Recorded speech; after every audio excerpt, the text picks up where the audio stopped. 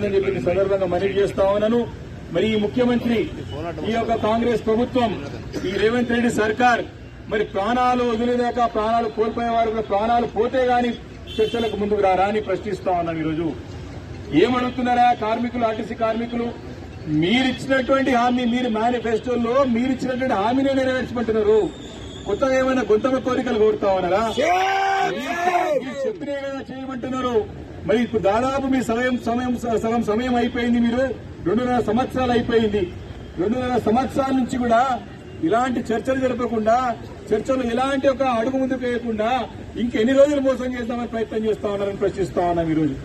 ఈరోజు ఒకటి సందర్భం.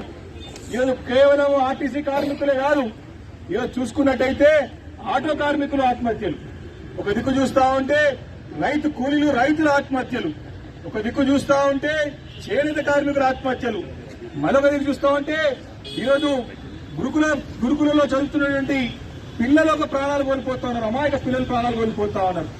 ఆఖరికి తెలంగాణ రాష్ట్రంలో కనివిని రీతిలో బిల్డర్లు కూడా ఆత్మహత్యలు చేసుకుంటా ఉన్నారు.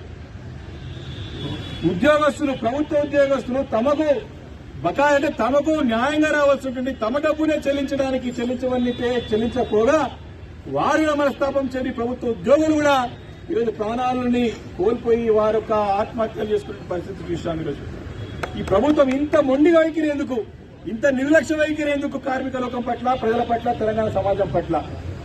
ఈరోజు తన ప్రభుత్వం ముఖ్యమంత్రి యొక్క అసమర్థతో, తనకు అనాలోచిత నిర్ణయాలతో, తన అనుభవరాహిత్యంతో తెలంగాణ అంతా కూడా ఆగమాగమయ్యే పరిస్థితి మన కళ్ళారా చూస్తా ఉన్నాం.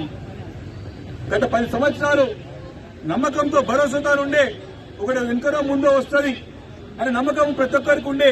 కానీ ఈ రోజు నమ్మకం, భరోసా లేకుండా